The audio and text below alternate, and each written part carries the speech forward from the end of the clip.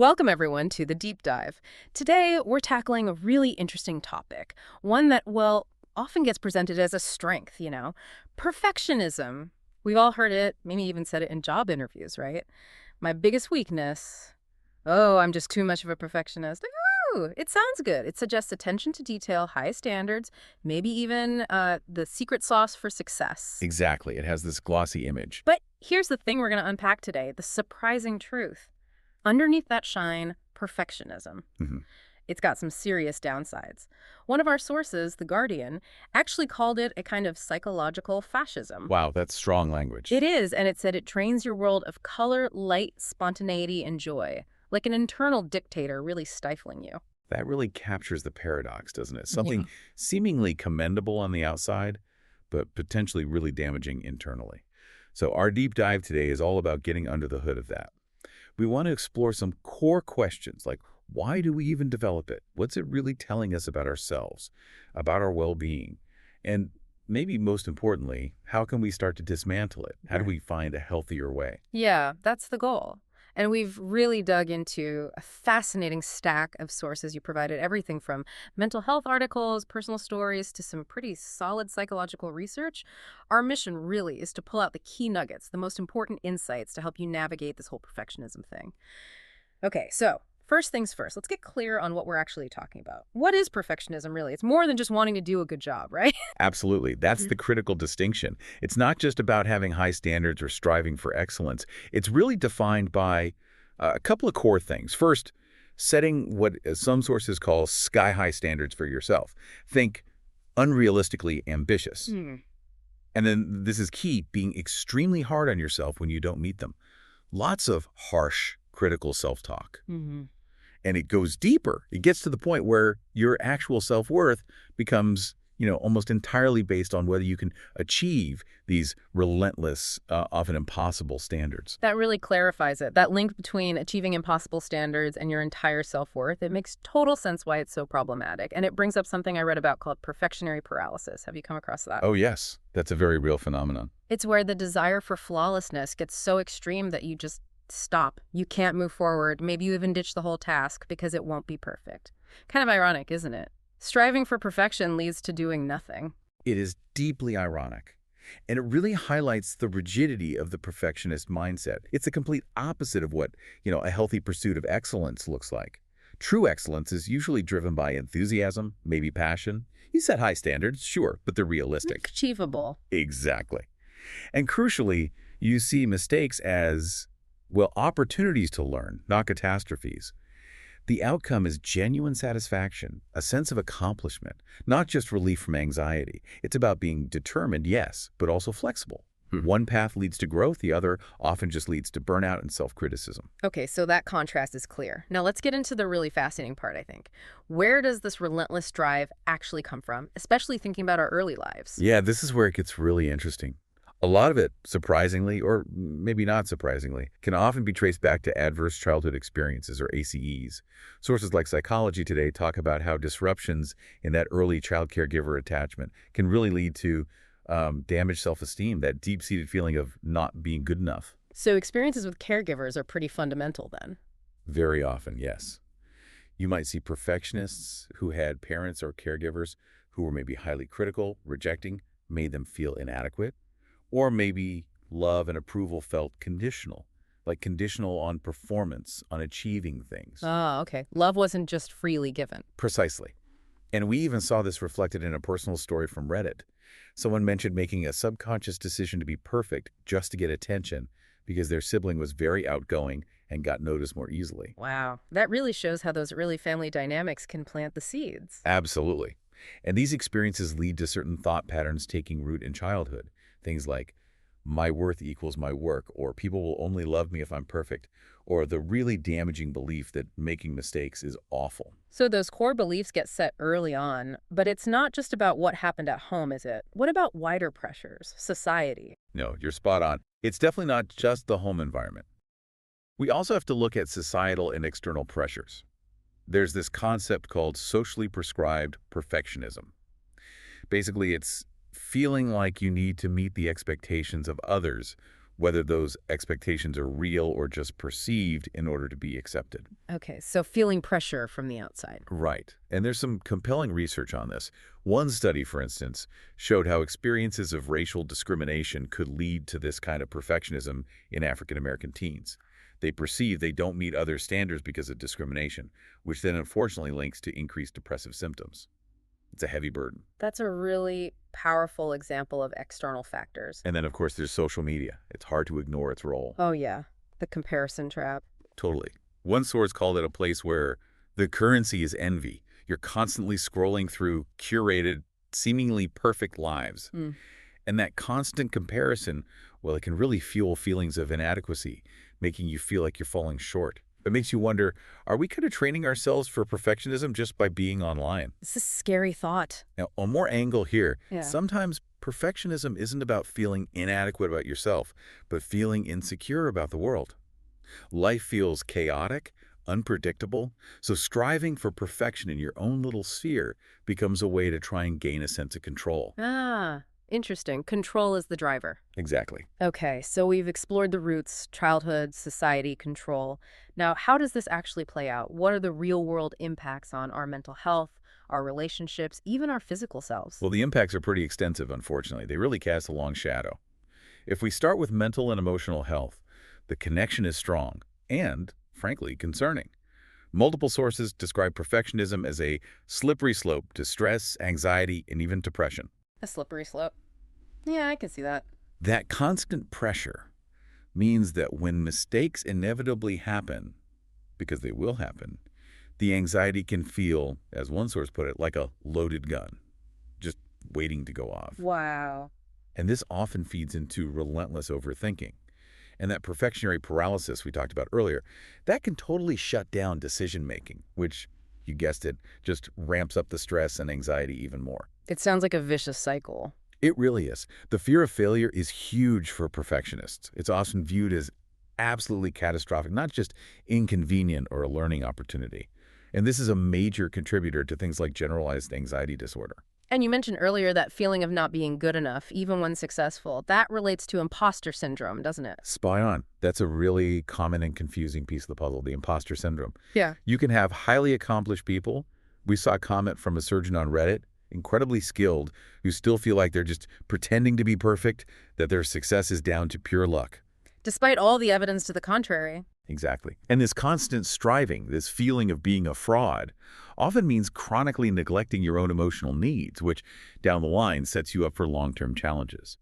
And looking at the bigger mental health picture, perfectionism isn't just linked to anxiety and depression.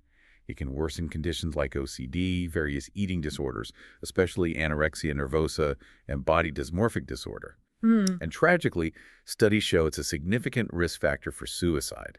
That's how serious this can be. That's incredibly sobering. And these impacts, they don't just stay internal, right? They must affect relationships, too. Oh, absolutely. The ripple effect is significant. Perfectionism can genuinely ruin personal relationships. Think about it. You're setting these incredibly high, often unrealistic expectations, not just for yourself, but for your interactions with others. This inevitably creates unnecessary tension. Yeah, that sounds tough to be around. It can be. Yeah. And it often leads to social disconnection. The person trying so hard to appear flawless can come across as aloof, maybe inauthentic. And ironically, this effort to avoid judgment or rejection can actually push people away, leading to exactly the outcome they feared most. Wow. Okay, so mental health, relationships. Yeah. What about productivity? Because intuitively, you'd think perfectionists would be super productive. That's the great irony, isn't it? It often has the opposite effect. Perfectionism is a major driver of procrastination. Really? Procrastination. Yes. Not out of laziness, but out of that intense fear that the results won't meet your impossibly high standards. So it feels safer not to start. It also really limits personal growth. You get trapped in this rigid mindset, terrified of mistakes, which makes it incredibly hard to adapt, to learn, to try new things. Right. You can't learn if you're not willing to stumble a bit. Precisely. And for anyone in a creative field, oh, it can be absolutely crippling. One writer, Jenna Rainey, described it beautifully. She said, "It steals your voice, your momentum, and your joy. It leads to things like endless editing loops, that paralyzing fear of the blank page, and just constant draining comparison overload." That sounds exhausting. And I guess all this stress, It must take a physical toll, too. It definitely does. That chronic stress has to go somewhere, right? It Yeah. often manifests physically. We're talking things like sleep problems, tension headaches, and some research even links the chronic stress associated with perfectionism to more serious issues like heart disease and potentially even higher mortality rates over the long term. So it really touches every single part of life: mind, relationships, work, body. It really does. It's pervasive. Okay, well, it's a lot. And it paints a pretty challenging picture. But here's the pivot. The good news? You can break free from this. It's possible. It's not about suddenly becoming sloppy or giving up on having standards. It's about shifting from those crushing, relentless ones to, well, healthier ones, standards that actually support you instead of punish you. That's exactly it. And a really powerful concept here comes from psychoanalysis, actually. Donald Winnicott talked about the good enough mother. The good enough mother. Tell me more. His idea was that a theoretically perfect mother, one who anticipates and meets every single need instantly, actually hinders the baby's development. It robs the child of the chance to learn, to adapt, to tolerate a little frustration. So good enough, in his view, wasn't settling for second best. It actually meant that perfect is not even desirable. Perfect hinders growth. Wow, perfect isn't even desirable. That flips the script entirely. It does, doesn't it? Yeah. It makes you ask, if perfect isn't even the goal, why are we exhausting ourselves chasing it? Such a freeing thought. Okay, so if we're ready to let go of that chase, what can we actually do? What are some practical steps to start dismantling this? Right, let's get practical. A really fundamental first step is to consciously reframe failure. Start seeing mistakes not as proof of your inadequacy, but as learning opportunities. Yeah. Try to cultivate more of a matter-of-fact attitude. Ask yourself honestly, what's the big deal if I make a mistake here? What can I learn? This comes up again and again in the sources. Shifting that internal narrative about mistakes, that seems huge. What else? How do we treat ourselves during this process? Hand in hand with reframing failure comes cultivating self-compassion. This is crucial. It means actively treating yourself with kindness, understanding, and self-compassion, especially when you do fall short or make a mistake. There's a practice from Kristen Neff that's really helpful. You acknowledge the moment. This is a moment of suffering. You normalize it. Suffering is part of life. And then you offer kindness. May I bring kindness to this moment? May I give myself the compassion I need? That sounds really powerful, like actively comforting yourself. It is. It changes your internal landscape. Yeah. Then, practically speaking, set realistic and SMART goals. SMART stands for specific, measurable, achievable, relevant, and time-bound. That A for achievable. That's gold for recovering perfectionists. Make sure your goals are actually reachable. Not setting yourself up to fail before you start. Exactly. And maybe even more actively, practice failing and embracing imperfection. One Reddit user suggested deliberately doing things I am not good at and just laughing about it. Oh, Or if you're creative, Generani suggests literally working with a mistake, letting an odd brushstroke or a weird shape become part of the piece, make it interesting. leaning into the imperfection. Yes, remembering that imperfections are a normal part of being human. And as another course said, creativity is messy. You have to allow for the mess. I love that idea of intentional imperfection. What about those outside pressures, like the social media comparisons we talked about? Yeah, you have to address those too. It's vital to limit comparisons and probably your social media usage. Focus on your own journey, your personal growth, not the highlight reel of others. Multiple sources stress how social media creates this intense pressure to achieve unrealistic goals. So maybe a digital detox or at least some conscious limits. Could be really helpful. And alongside that, consciously prioritize your mental health and set boundaries. This means actually setting goals for rejuvenation, scheduling time for exercise, sleep, hobbies, things that recharge you to fight burnout, and learning to ask for what you need, maybe learning to delegate sometimes, and setting clear boundaries about your time and energy. That's key. Taking care of the whole self, not just the achieving self. So it sounds like we need to shift our internal talk, our goals, how we handle mistakes, our external inputs. How do we actually redefine what success means if it's not about being flawless? That's a great question. You redefine it from the inside out. Consider the definition from the legendary coach John Wooden. He defines success as the satisfaction in knowing that you've done your best. Not about the final score or the external validation. It's about your effort and integrity. Peace of mind from knowing you gave your best effort. Exactly. Detaching your worth from the outcome. And related to that, actively challenge that perfectionist thinking. Become aware of those rigid all-or-nothing thought patterns and then question them. Ask, is this thought actually true? Is it helpful? Replace them with more positive and realistic thoughts. One simple tool someone mentioned was asking, will this matter in 5 years? Puts things in perspective. That 5-year question is good. Okay, anything else foundational? Yes, perhaps the most foundational thing. Recognize your inherent worth. As psychology today puts it, your worth as a person is given at birth. It comes with unlimited potential. Your performance, your achievements, or lack thereof, they neither add to nor detract from that fundamental inner worth. You are worthy just because you exist, basically. Essentially, yes. As one Reddit user said, tell yourself you are your own best friend. Love yourself. Take care of yourself. That self-acceptance is key. Now, all these strategies are incredibly useful. They can create real, meaningful change. But sometimes perfectionism is really deeply rooted. If you try these things and still feel stuck, or if the anxiety or depression is severe, please know that professional help is absolutely available and can be incredibly effective. That's such an important point. These aren't necessarily easy fixes. No, they take practice and sometimes support. Therapies like cognitive behavioral therapy, CBT, can help you directly challenge and change those thought patterns.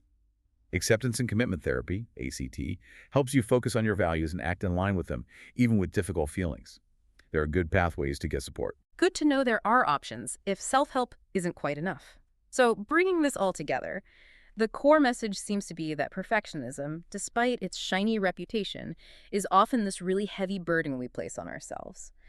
But the hopeful part is we do have the power to shift out of that toxic loop, as one source called it, and into, well, a more delicious life. Absolutely. Remember, being less than perfect is not only okay, it's actually healthier for you. That's a direct quote we saw. And choosing done over perfect, as Jenna Rainey said, it's not just about lowering standards, it's liberating. It allows your work, your life to get better, not because it's suddenly flawless, but because it's finally full of life. Full of life, not drained of it, that's a powerful shift. It's amazing how much energy we can pour into chasing something that, as you said, might not even be desirable in the first place. So maybe a final thought for everyone listening, building on that idea of authentic expression. Maya Angelou once beautifully said, "A bird doesn't sing because it has an answer, it sings because it has a song." What is your song, really? The one you'd sing if you weren't burdened by needing it to be flawless? We really encourage you to think about that and maybe start embracing your own unique, imperfect melody. Thank you so much for joining us for this deep dive.